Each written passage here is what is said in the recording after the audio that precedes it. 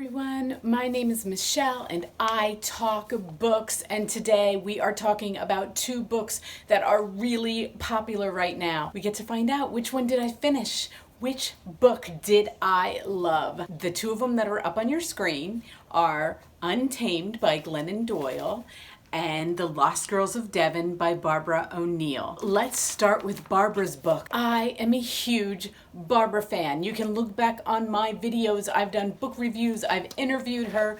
I love her so much. I will read anything she writes. I love her. Her book was so good. This book, The Lost Girls of Devon, it came out July 14th, 351 pages, perfect women's fiction, and nobody does it better. Oh my gosh, Barbara, if you're watching this, I loved this book. I just finished it and I loved every word of it. Let me just give you a little bit about what this story was. Okay, we've got 4 generations of women. So we have the main character, Zoe. We have her grandmother, Lillian, her mom, Poppy, and her daughter, Isabel. She's kind of in the middle, and I love women's stories. First of all, I love the mother-daughter relationships. There's so much you can do with it, and there's so much to learn from it. And I'm 56. I lost my mom. I'm 56. I'm 55. I'm going to be 56 really soon though, so maybe I need to get used to saying that. But I lost my mom in 2011, and I have 2 daughters. And I think back to what did I learn from my relationship with my mom that I can change with my relationship with my daughters. What happened? It's so complicated. Mother-daughter relationships are so complicated. And I remember when I was pregnant with my first daughter, my mom was like, I didn't wish a daughter for you. And I'm like, what? You have a daughter. It's me. You love me. What are you talking about? But it is the most difficult because I have 4 boys. And for the most part, boys are really simple. They just are. I don't know if it's my boys, but they're just really simple. So anyway, we go back to Zoe, who is kind of like, she does all the points of view of all of these characters, which I love. And now I'm trying to think, did she ever do Lillian's point of view? I think she did, just not as much. But she does Zoe, and she does Poppy, and she does Isabel. There's something about the way Barbara writes. It's like there's always mysticism. There's always magic. Of course, Poppy reads tarot cards. I just love that about her because it added an element, and that's what she does. She adds these elements into her story that just enhance her stories. They all come together because there's this woman, Diane, who is missing. They're in the Devon village, or village of Devon. I don't know how they say it in England. I think it's Village of Devon. What I love about the title also is that it's The Lost Girls of Devon. So in each way, these women are lost. They actually have a friend who was a friend to all of them named Diane, who is lost at the moment. They can't find her. She just disappears. So they all come together in hopes of being able to find Diane. Zoe brings her daughter Isabel over because they live in Santa Fe, and the story goes from there. She's with her grandmother, who's elderly. She's taking care of her, and then she's seeing her mom, who she was estranged from the first time in a long time. She was estranged from her mom from the age of 7. So I'm getting somewhere here. This is how she starts the book off. We started from Zoe's perspective. She tells the story of how when she was a little girl and watching her mom leave. And you're like, why? Why would she leave? At first you're like, did she die? But then at the end of the chapter, up on your screen, she turned around and flung me kisses with both hands. Then she was gone. And you're like, where'd she go? This is what I'm talking about. This is how you get somebody to read chapter 2. You end chapter 1 like this. And then you're like, oh my God, what happened? I need to read this story. And you know what? I could not put this book down. I read it on Kindle. I listened to it.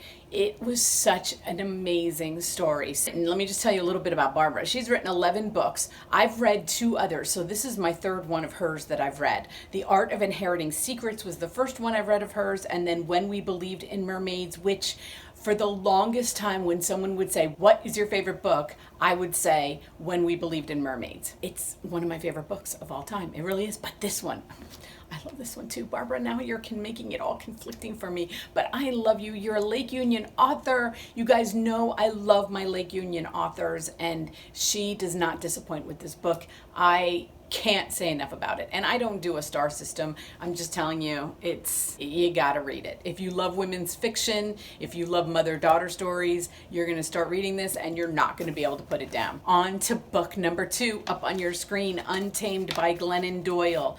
Did I finish this book? No, I didn't. It hurts my heart because I had high hopes for this book.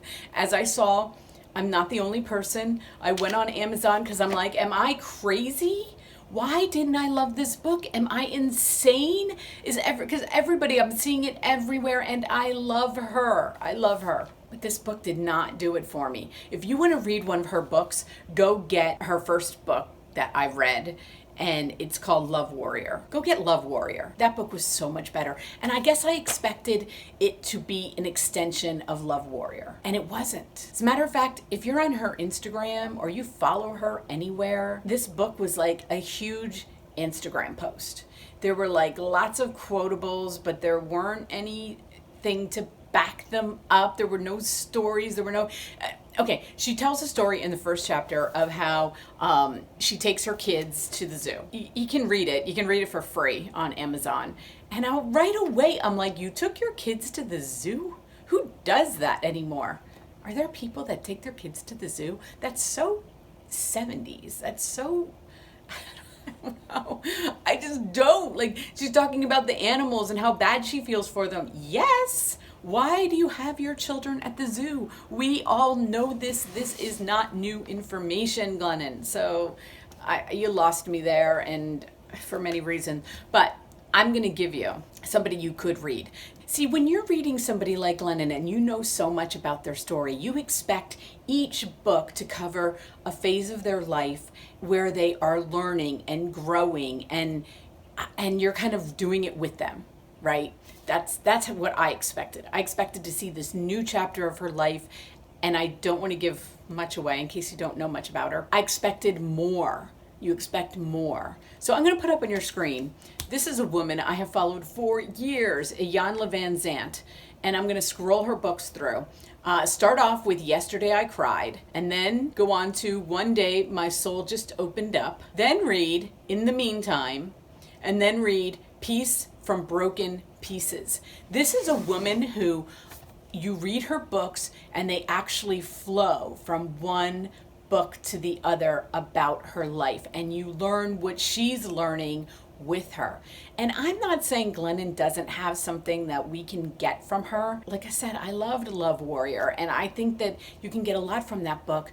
But this one it felt like she rushed it. It felt like her publisher said, you have to get a book out this year. Get to it. And so she sat down with her Instagram account and wrote down all the quotes that she'd been giving on Instagram and Facebook and, whatever, Twitter. And then she wrote a book with it, but none of them, they're all disjointed and none of it makes sense. My opinion. Tell me below if you agree with me or disagree. I want to know. I mean, I'm sure there are so many of you out there who love this book, and I want to know why. I want to know what you got from it, because who knows? Maybe you can change my mind and I'll go back and I'll read the rest. But I had to put it down. I have so many other books coming up, and I'm like, no, can't do it. That's my life now. I do not force books. If I love them, I finish them. If I don't, I stop. Time is of the essence when you're reading books. Let me know, and let me know if you read Barbara's book. Oh my God, you have to read Barbara's book. I can't say it enough. That book was amazing, worth every minute I spent in it, and that is the point. Each book you read in your life should be worth every minute you spend on it. And authors know they're taking minutes from our life, and they are aware of that, and that's why they're so grateful for their readers, because they take us in. And Barbara took me into a world that I have never been to England, and I felt like I was there, but I knew it was going to be good. And so you got me, Barbara. Thank you so much, everyone, for watching. Comment below. Let me know what you think. Let me know what you've thought. If you read them, let me know if you're going to read them. I don't care. let's talk it out. Let's put it that way. Please hit like if you haven't hit that already, and please subscribe. Thank you so much for watching. Until my next video.